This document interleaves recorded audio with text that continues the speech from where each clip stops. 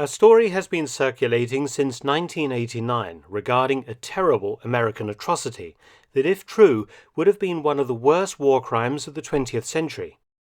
The story states that following the German surrender in May 1945, millions of German servicemen were herded into 19 squalid camps and were denied prisoner of war status and protection on the express order of General Dwight D. Eisenhower, the Supreme Allied Commander.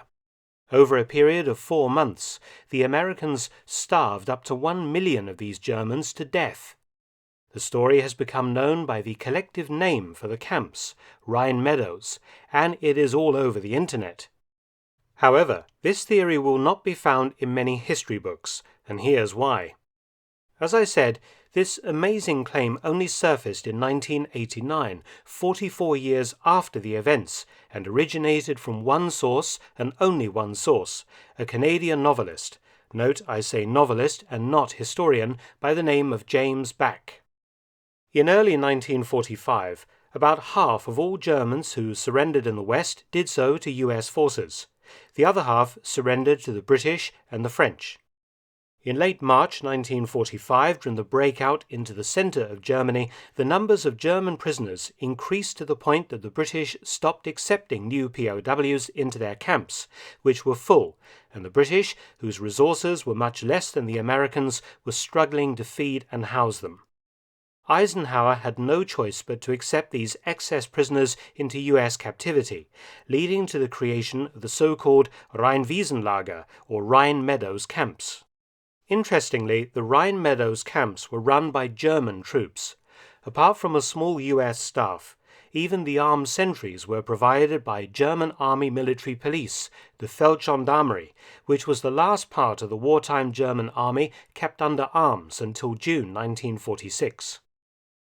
So Back stated that over 1 million German POWs held by the US were starved to death.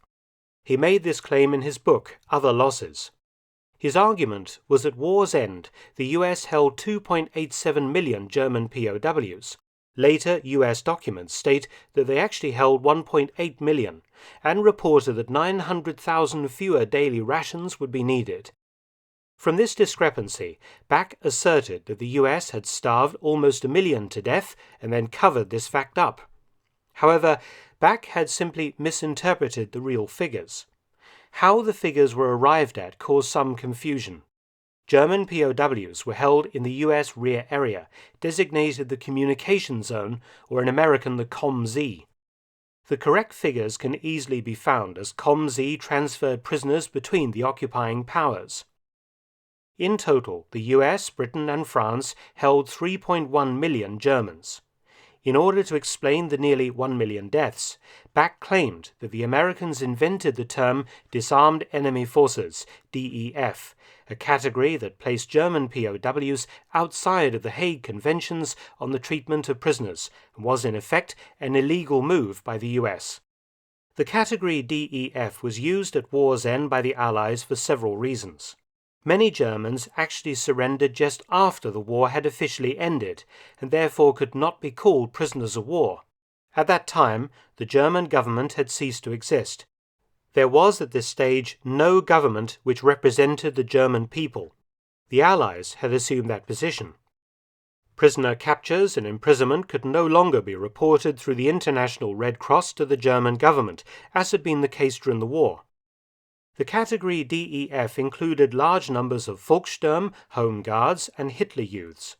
Normally, these militia troops were simply disarmed and sent home, rather than being imprisoned for long periods. Back later admitted to adding the 1 million Volkssturm released without formal discharge, accounting for his assertion that the US murdered nearly 1 million German soldiers. The 900,000 meal reduction mentioned earlier was because Volkssturm were not to be held as POWs but released as civilians. But the Allies faced real problems in administering such a huge collection of prisoners at a time when most of Europe lay in ruins. The transportation network was lying in a shattered mess after years of intense Allied aerial bombing. Hunger, destitution, and disease was rampant across Europe, and Germany was particularly hard hit. Millions were homeless or displaced, and huge refugee camps were filled with desperate civilians who had lost everything. Added to these problems was a lack of sympathy for the Germans among Allied soldiers who had been fighting them for years and had seen the results of Nazi racial policies in the huge numbers of concentration and labor camps they had liberated during the advance into Germany. The International Red Cross was very concerned about the Rhine Meadows Camps, as the change in designation from POWs to DEFs meant they didn't come under the remit of the protecting organization. The only visits the Americans permitted were near the end of the camp's existence. Red Cross inspectors were horrified by the basic and squalid conditions they discovered. Most historians agree today that the US treated German prisoners very harshly in the first months after the surrender, having little sympathy for Germans generally and German soldiers in particular. The Rhine Meadows camps only existed for a short period, April to September 1945.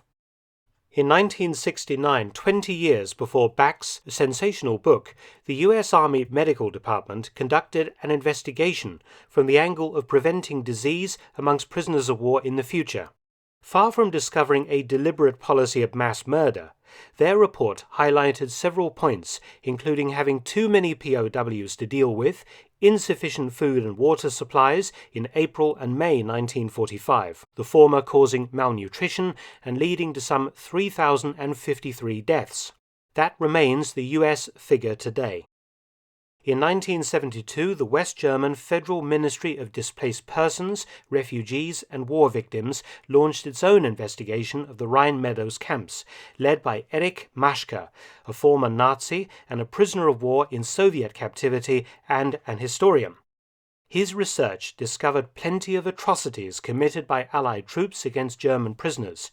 But in regards to the Rhine Meadows camps, in 1974 his commission came up with a figure of 4,750 deaths, most due to malnutrition, disease and war wounds.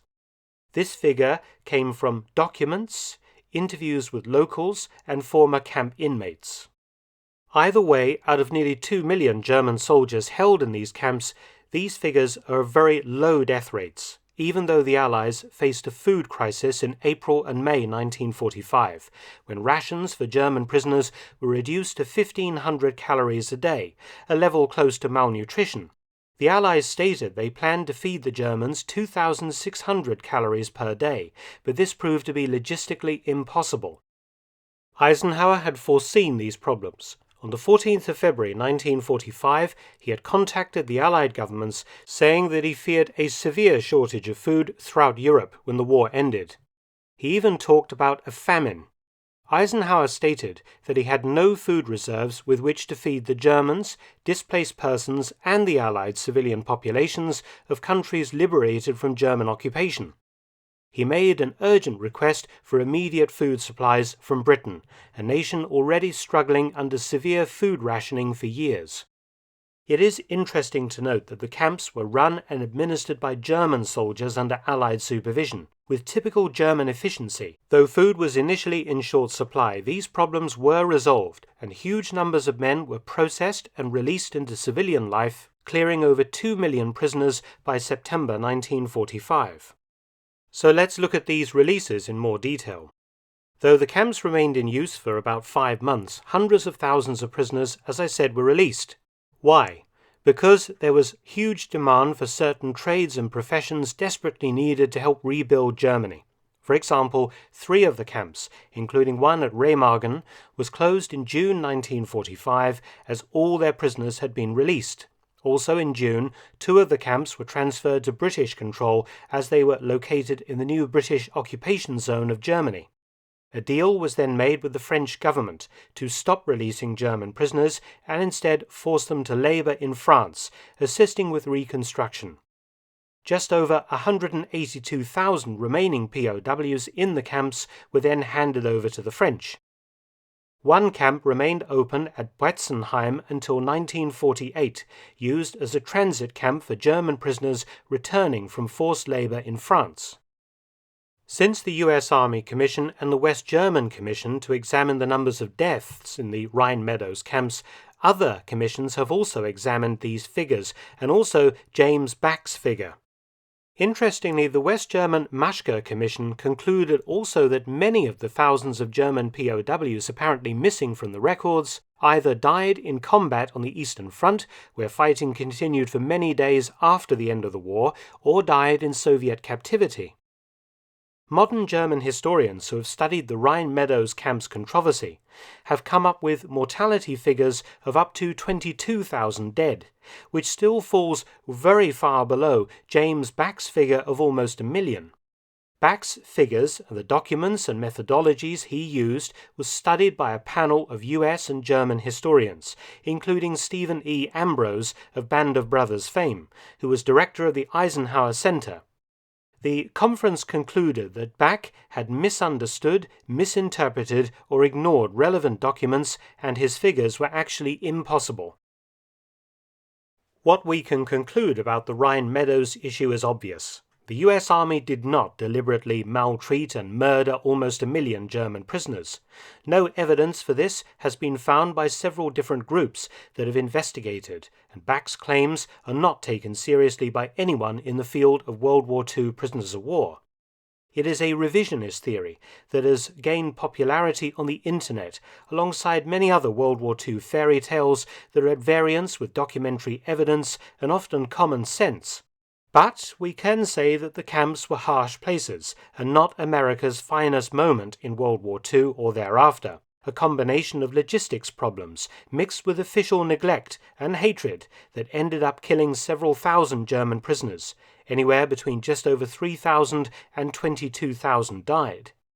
But we have to pose the question, what choice did Eisenhower have in dealing with such volumes of prisoners?